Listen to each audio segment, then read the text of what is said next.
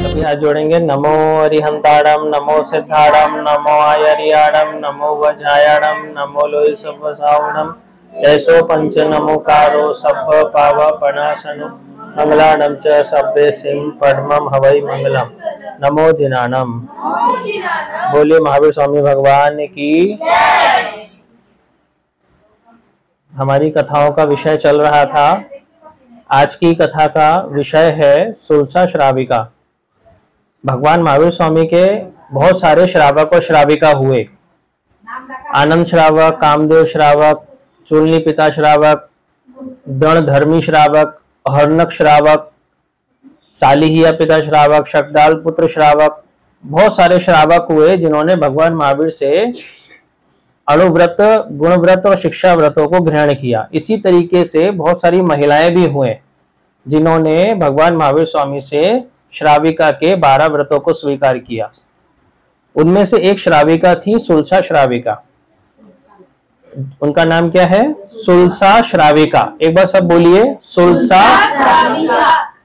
सुलसा श्राविका एक ऐसी महान श्राविका थी जिन्होंने अपने जीवन में बचपन से ही प्रतिज्ञा ले रखी थी कि मैं अरिहंत भगवान के अलावा किसी भी देवी देवता के आगे सिर नहीं झुकाऊंगी, किसी को वंदन नमस्कार नहीं करूंगी। सच्चे वीतराग अरिहंत देव, गुरु और धर्म के अलावा किसी के आगे हाथ नहीं जोड़ूंगी। उन्होंने ऐसा संकल्प लिया था, ऐसा व्रत लिया था। किन्होंने लिया था? सुलसा श्राविका ने। बात समझ में आई? उन्होंने प्रतिज्ञा भी ली थी, मेरे जीवन में किसी भी प्रकार की कोई भी मुसीबत आ जाएगी, कोई भी परेशानी आ जाएगा, कोई भी संकट आ जाएगा, तो मैं, ये जो मस्तक है ना, ये नारियल नहीं है कि हर जगह फूटता फिरे, केवल एक ही भगवान के आगे सिर झुकेगा। उन्होंने ये प्रतिज्ञा ली थी। क्या? एक ही भगवान के आगे सिर झुकेगा। किसके आगे? अरिहंत वीतराग भगवान के आगे सिर झुकेगा। उस समय अरिहंत वीतराग भगवान के रूप में कौन से तीर्थंकर भगवान विचरण कर रहे थे? महावीर स्वामी भगवान। राजगृही नाम की एक नगरी थी। उस नगरी में ये सुलसा श्राविका रहा करती थी। उनके पति का नाम था नाग। क्या नाम था? नाग। वो एक धनाढ्य श्रेष्ठी थे और राजा प्रसेनजीत के यहाँ पे वो सारथी थे, मतलब उनका घोड़ा चलाया करते थे। बहुत ही ईमानदार थे, कर्तव्य परायण थे और राजभक्त थे। उनकी प्रशंसा पूरे नगर में थी। उनकी जो श्राविका थी, उनकी जो पत्नी थी सुलसा, वो भी सदाचारिणी, शीलवती, धार्मिक प्रवृत्ति की और दृढ़ जिनोपासिका थी। तो मैंने आपको बताया कि वो अरिहंत भगवान के अलावा किसी के आगे अपना मस्तक नहीं झुकाती थी।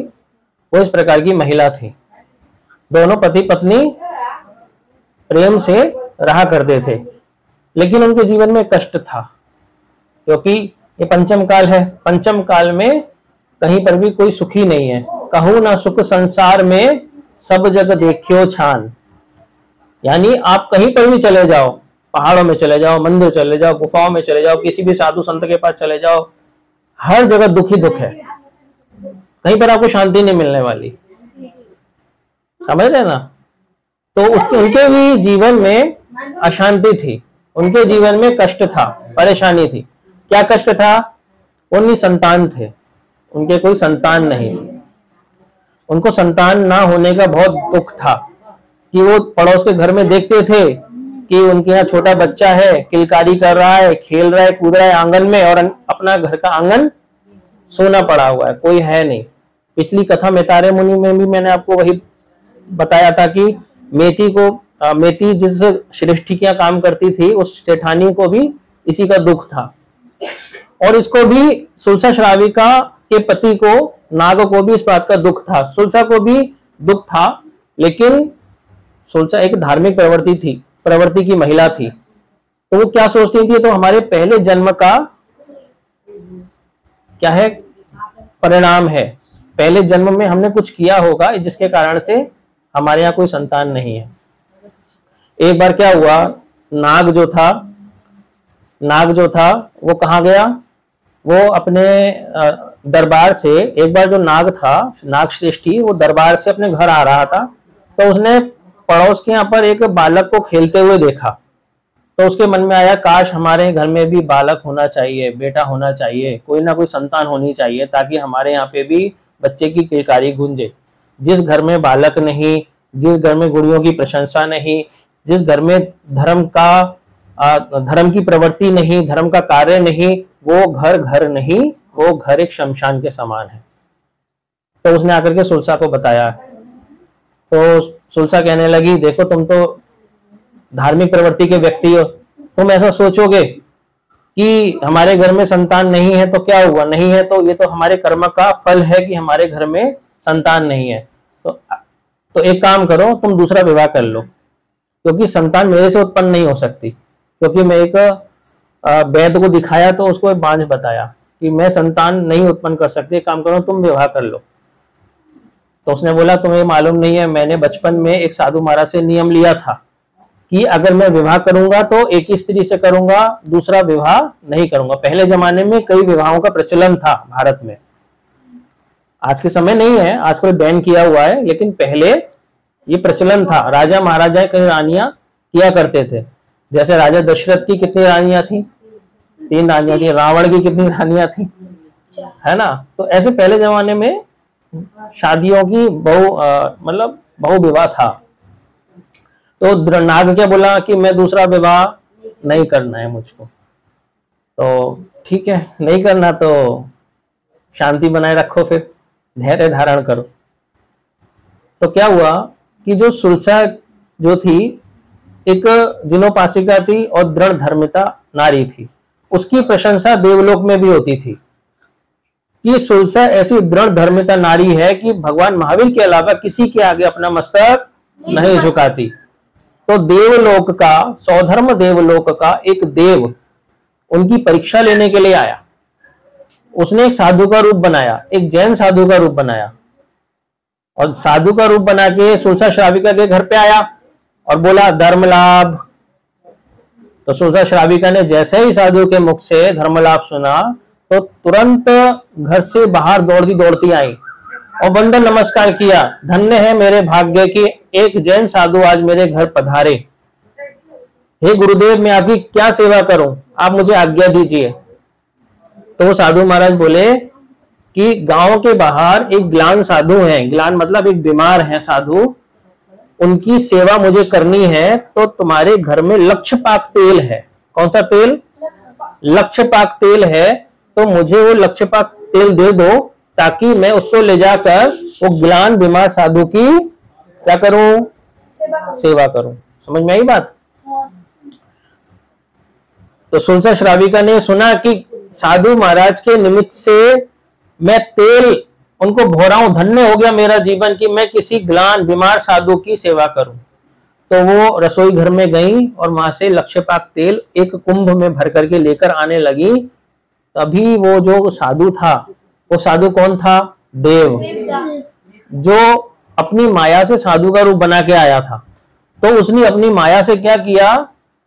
सुलसा श्राविका को ठोकर लगा के गिरा दिया, और ठोकर लगा के जैसी गिरी तो उनके हाथ में जो लक्षपाक तेल का कुंभ था वो भी फूट गया, सारा तेल फैल गया।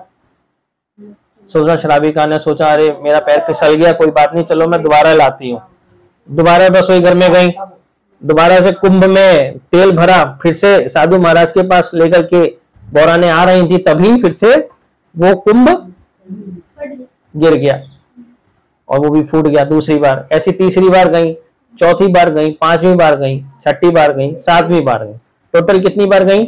7 बार। 7 बार रसोई घर में गई और बार बार कुंभ लेकर के आती और कुंभ वापस गिर जाता और फूट जाता और सारा तेल फैल जाता। उन्होंने बिल्कुल भी खेद व्यक्त नहीं करा, वो भी झुंझलाई नहीं, गुस्सा नहीं हुई कि साधु महाराज आ गए तेल लेने के लिए और मेरा तेल का तेल नुकसान हो गया, ऐसा नहीं बोली। तो क्या सोचने लगी कि मैं कितनी अभागन हूं कि मैं किसी साधु महाराज की सेवा के लिए तेल अर्पित नहीं कर पा रही हूं। ना जाने कौन से पाप कर्म का उदय आ गया कि मैं वो तेल दे नहीं पा रही हूं। जब भी तेल लेकर के रसोई घर से बाहर आती, वो तेल फैल जाता, गिर जाता। मैं अभागन कितनी हूं, वो ऐसा सोचने लगी। झुंझलाई ने गुस्सा नहीं करा, साधु महाराज पे गुस्सा नहीं करा, ये आ गए और जो है तेल मांग रहे हैं और बार बार मेरा तेल इनकी वजह से गिर रहा है, ऐसा नहीं कर रही। क्या बोल रहे, वो अपने आप को ही कसूरवार ठहरा रहे। समझ में आया? जब ये देव ने देखा कि उसने अपने आप को कसूरवार ठहराया, उसने कहा कि मैं किसी गुरु महाराज की सेवा नहीं कर पा रही हूं, तो वो जो देव था वो असली रूप में प्रकट हो गया और कहने लगा, धन्य है आप, धन्य है आप, श्राविका धन्य है। आपकी प्रशंसा मैंने देवलोक में सुनी थी, इसलिए मैं आपकी परीक्षा लेने के लिए आया था। क्या आप साधु महाराज पे गुस्सा करते हो या अपने आप पे गुस्सा करते हो? तो उन्होंने किस पे गुस्सा किया? अपने आप पे। उन्होंने अपने आप को कसूरवार ठहराया। नहीं तो कोई आपके घर में आ जाए और कोई अपशगुन हो जाए तो आप किसको कसूरवार ठहराते हो? सामने वाले को, कि इसकी वजह से ऐसा हो गया। समझ में आया? उन्होंने सामने को, गुरु महाराज को अपशगुन नहीं ठहराया, उन्होंने अपने आप को ही कसूरवार ठहरा दिया। तो उससे जो देव थे वो प्रसन्न हो गए। उन्होंने कहा कि हम आपसे बहुत प्रसन्न हैं, आप वास्तव में जिन भक्त हो, दृढ़ धर्मी श्राविका हो, आप देव गुरु धर्म पर सच्ची निष्ठा करने वाली सच्ची श्राविका हो। आपको क्या दुख है? मैं आपके दुख का निवारण जरूर करने की कोशिश करूंगा। उन्होंने क्या बताया कि मैं निसंतान हूं, मेरी कोई संतान नहीं है। ये दुख दूर हो जाए तो मैं अपने पति को संतृप्त कर सकूं, क्योंकि मेरे पति भी बड़े दुखी हैं। तो देव बोले, ठीक है, मैं तुम्हारा ये दुख दूर करने का प्रयास करता हूं। मेरे पास ये 32 गुटिका है। गुटिका मतलब उस समय टैबलेट्स होती थी, उसको आजकल टैबलेट कहते हैं। ये 32 गोलियां हैं। एक गोली खाओगी तो एक पुत्र उत्पन्न होगा, एक लक्षण वाला। दूसरी गोली खाओगी तो दूसरा पुत्र उत्पन्न होगा। कितनी गोली खानी है? 32। तो घर में कितने पुत्र हो जाएंगे? 32। और वो 32 पुत्र 32 लक्षण वाले होंगे। तो देव वो गोलियां देकर के, गुटिका देकर के वापस देवलोक चले गए। अब सुलसा श्राविका उन गुटिकाओं को देखने लगी। जैसे आपको पता है ना, द्रौपदी को भी वरदान मिला था, सूर्य पुत्र कर्ण पैदा हुए, फिर अर्जुन हुए, किसके आशीर्वाद से? देवों के आशीर्वाद से। ऐसे ही सुलसा श्राविका को भी देव का आशीर्वाद मिला। क्या मिला? देव का आशीर्वाद, गुटिका मिली, टैबलेट्स, जिसको हम इंग्लिश में टैबलेट्स बोलेंगे, गोलियां बोलेंगे। तो उसने क्या सोचा, ये 32 की 32 गोलियां हैं, अगर मैं एक एक अनुक्रम से इसको खाऊंगी और एक एक पुत्र होगा तो मैं उन पुत्रों का लालन पालन करके परेशान हो जाऊंगी। एक पुत्र होगा, फिर उनका मलमूत्र साफ करो, दूसरा पुत्र होगा, उसका मलमूत्र साफ करो, उसको नहलाओ धुलाओ बड़ा करो, मैं तो दुखी परेशान हो जाऊंगी 32 को करके। तो क्या करती हूँ, 32 की 32 एक साथ खा लेती हूँ, तो एक ही पुत्र होगा, कितना? 32 लक्षण वाला। उसके मन में ऐसा भाव आने लगा। ठीक है, तो सुल्तान ने क्या किया, 32 की 32 गोलियां खा ली। अब आपको पता है कि ज्यादा टैबलेट खाओगे, अति करोगे तो क्या होगा? शरीर को नुकसान होगा, नहीं होगा? इसलिए डॉक्टर कम एमजी की भी टैबलेट देते हैं और ज्यादा एमजी की भी टैबलेट होती है। तो कम एमजी और ज्यादा एमजी की होती है ना, तो ऐसी वो ज्यादा एमजी की टैबलेट थी 32। तो 32 की 32 खा गई, उसके पेट में व्यथा हो गई, भयानक व्यथा हो गई, वेदना होने लगी, तड़पने लगी, दर्द होने लगा। क्या हो गया? उसका पेट एकदम जम गया। तो वेदना के कारण चिल्लाने लगी और देव को पुकारने लगी, हे देव मेरी मदद करो, आपने मुझे आशीर्वाद तो दिया था लेकिन वो आशीर्वाद मेरे लिए अभिशाप बन रहा है, कृपया की मदद करो। तो क्या हुआ, वो देव प्रकट हुए और देव प्रकट होने के बाद में बोले, मैंने तुम्हें मना किया था कि तुम्हें एक एक करके टैबलेट खानी है, एक एक करके गुटिका खानी है, तुम तो एक साथ खा गई, गलत किया है तुमने, ऐसा नहीं करना चाहिए था। देव ने फटकार लगाई। तो अब आप मेरी अब वेदना को दूर करो और मुझे सहन नहीं हो रहा। तो उन्होंने क्या किया, उनको गुण गर्भा कर दिया, मतलब उनकी वेदना को कम कर दिया। और कम करने के बाद में उनको ऐसी शक्ति प्रदान करी कि वो एक साथ 32 पुत्रों को जन्म दे सके। समझ रहे हैं ना, जैसे जुड़वा बच्चे पैदा होते हैं ना, ऐसे ही उन्होंने क्या कर दिया, देव माया से ऐसी शक्ति प्रदान कर दी कि 32 के 32 पुत्र पैदा हो जाएंगे। तो देव शक्ति से जब उनका समय काल पूरा हो गया तो कितने पुत्रों ने जन्म लिया? 32 पुत्रों ने जन्म लिया एक साथ। लेकिन परेशानी एक ये भी हो गई कि वो 32 के 32 पुत्र 32 लक्षण वाले थे, लेकिन परेशानी ये थी कि अगर एक पुत्र की मृत्यु हो जाएगी तो 31 के 31 पुत्र तुरंत मर जाएंगे, यानी एक को संभाल के रखना पड़ेगा। अगर एक को चोट लगेगी तो सबको चोट लगेगी, एक मरेगा तो ये परेशानी थी। जब वो बच्चे बड़े हो गए तो वो 32 के 32 जो पुत्र थे सुलसा श्राविका के, वो अंगरक्षक बन गए, बॉडीगार्ड बन गए। किसके बन गए? राजा प्रसेनजीत के पुत्र श्रेणिक के बॉडीगार्ड बन गए, अंगरक्षक बन गए। वो उनके साथ हमेशा उनकी सेवा में रहते, उनका बॉडीगार्ड बन के रहते। तो एक बार राजा श्रेणिक जो था वो रानी चेलना से विवाह करना चाहता था। वो कौन थी रानी चेलना? वो वैशाली की राजकुमारी थी, राजा चेटक की पुत्री चेलना, है ना। वैसे वो विवाह करना चाहते थे ये सुजेष्टा से, लेकिन विवाह हो गया चेलना से। अब चेलना जो थी, उनके जो पिता थे, चेलना के जो पिता थे, क्या नाम था उनका? राजा चेटक। तो चेटक नहीं चाहते थे कि मेरी बेटी की शादी श्रेणिक से हो, तो दोनों के बीच में युद्ध हुआ। किसके बीच में? चेटक के बीच में और श्रेणिक के बीच में। जब दोनों के बीच में युद्ध हो रहा था तो उनकी रक्षा करने के लिए, श्रेणिक की रक्षा करने के लिए कौन आ गया है? 32 वो 32 पुत्र, 32 बच्चे। किसके? सुलसा श्राविका के। तो दोनों के युद्ध के बीच में उनमें से सुलसा श्राविका के जो एक पुत्र था उसको राजा चेटक के जो सेनापति, उसका नाम था बैरी सिंह, उस बैरी सिंह ने मार दिया। और जैसे ही सुलसा श्राविका का एक पुत्र मरा तो बाकी के 31 के 31 पुत्र मर गए। तो इससे सुलसा श्राविका शोक में डूब गई, मेरे 32 के 32 पुत्र मारे गए। व्याकुल हो गई, व्यथित हो गई, क्या होगा मेरे जीवन का, क्या होगा, मुझे तो अब मर जाना चाहिए, एक भी बेटा नहीं रहा मेरा। तो देवता ने बोला था एक पुत्र मरेगा तो सबके सब मारे जाएंगे। वो तो परेशान हो गई, उनको पीड़ा पहुंचने लगी। एक माँ का दुख ही वही समझ सकती है कि जब उसके सामने उसका बेटा आंखों के सामने चला जाए। तो अभय कुमार मंत्री ने समझाया कि आप तो एक दृढ़ धर्मिका श्राविका हो, आप धर्म पे विश्वास रखती हो, कर्मों पे विश्वास रखती हो। ये पूर्व भव के कर्म थे, एक तो आपके संतान नहीं हो रही थी और उनमें से संतान उत्पन्न भी हुई और वो भी मर गई। तो आप धैर्य रखो, शांति बनाए रखो। ये कर्म में लिखा था, ये हो गया। तो सुलसा श्राविका ने शांति बनाए रखी, धैर्य बनाए रखा और वापस धर्म ध्यान में लग गई, भगवान की भक्ति पूजा में लग गई। एक बार क्या हुआ, चंपा में भगवान महावीर स्वामी का चातुर्मास था, भगवान विराजमान थे। वहां पर अंबट परिवारजक, नाम सुना है आपने ना? अंबट परिवारजक वो भगवान महावीर के दर्शन करने के लिए गए।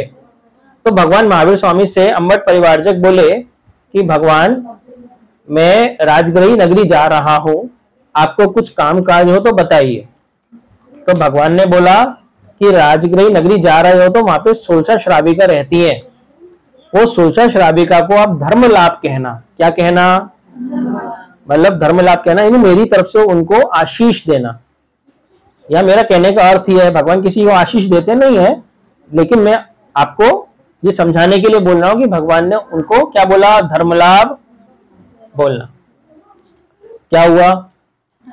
हाँ, इसके बाद में अंबट परिवारजक चंपा नगरी से कहां पर पहुंच गए? राजगृही नगरी आए। तो वो सोचने लगे कि भगवान महावीर ने चंपा नगरी से सुलसा श्राविका के लिए क्या बोला है? धर्म लाभ। तो वास्तव में वो क्या भगवान महावीर पे दृढ़ श्रद्धा रखती हैं? मुझे तो इसकी परीक्षा लेनी चाहिए। पहले तो देव ने परीक्षा ली और अब कौन परीक्षा ले रहा है? अंबट परिवारजक के मन में परीक्षा लेने के भाव आ रहे हैं। तो उसने क्या किया? पहले दिन नगर के पूर्व दिशा में जो द्वार था वहां पर ब्रह्मा जी को बैठा दिया, अपनी माया से क्या बैठा दिया? ब्रह्मा जी को। और पूरे नगर में घोषणा करा दी, देखो ब्रह्मा जी प्रकट हुए हैं, ब्रह्मा जी प्रकट हुए हैं, सब लोग दर्शन बंदन के लिए आओ। तो नगर के सभी लोग ब्रह्मा जी के दर्शन के लिए आने लगे, लेकिन सुलझा श्राविका आई? नहीं, क्यों नहीं आई? वो तो क्योंकि उन्होंने नियम ले रखा था कि मैं एक अरे भगवान के पास ही सर है, किसी देव को नहीं मानूंगी, तो वो ब्रह्मा जी के पास भी नहीं गई। इसके बाद में उन्होंने पूर्व के बाद में जो दूसरा दिशा था पश्चिम दिशा में, उसमें विष्णु जी को बैठाया और पूरे नगर में प्रचार कर दिया कि विष्णु जी प्रकट हुए हैं। नगर के सब लोग गए लेकिन सुलझा श्राविका नहीं गई। पूर्व पश्चिम उत्तर, उत्तर में बैठा दिया महेश को, शंकर भगवान को, और क्या कहा पूरे नगर में कि शंकर भगवान प्रकट हुए हैं, आकर के दर्शन करो। तो नगर के सब लोग गए लेकिन सुलझा श्राविका तब भी नहीं गई। अब उसने सोचा अब आखिरी चौथा द्वार है, एक काम करता हूं मैं 25वें तीर्थंकर भगवान को बैठा देता हूं। कितने नंबर के? 25वें तीर्थंकर भगवान को। और सब पूरे नगर में घोषणा कर दी कि 25वें तीर्थंकर भगवान आए हैं, 25वें तीर्थंकर भगवान आए हैं। तो सुलझा श्राविका कहने लगी तीर्थंकर भगवान तो कितने होते हैं? कभी तो आज तक 25 हुए ही नहीं, तो ये 25वें तीर्थंकर भगवान कहां से आ गए? इसका मतलब ये कोई झूठा है, फरेबी है, मायावी है, कोई ना कोई लोगों को जादू टोना दिखा करके उनको भ्रमित कर रहा है, अपने वश में कर रहा है। मैं तो इस झांसे में फंसने वाली नहीं, मैं तो जाऊंगी ही नहीं, चाहे वो ब्रह्मा हो, विष्णु हो, महेश हो, चाहे 25वें तीर्थंकर कोई भी हो, मैं तो जाऊंगी ही नहीं। मैं अपने घर से कहीं नहीं जाने वाली। तो अपने वो घर में ही रही, वो गई नहीं।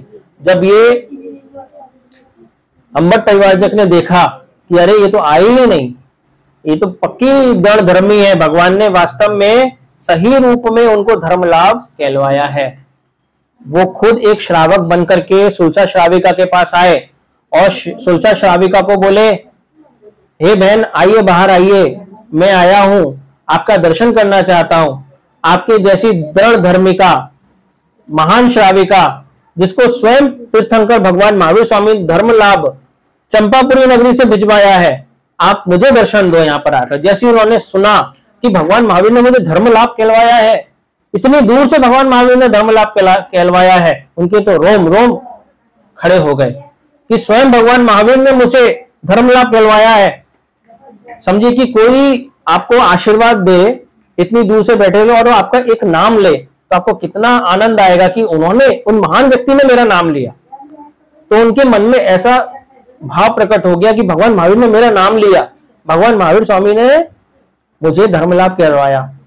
तो वो बाहर आई और बाहर आकर के उनको नमस्कार किया, और नमस्कार करके जहां भगवान महावीर विराजमान थे उनको उन्होंने चक्र वंदन किया, उनको वहां पर वंदना नमस्कार किया भगवान महावीर की।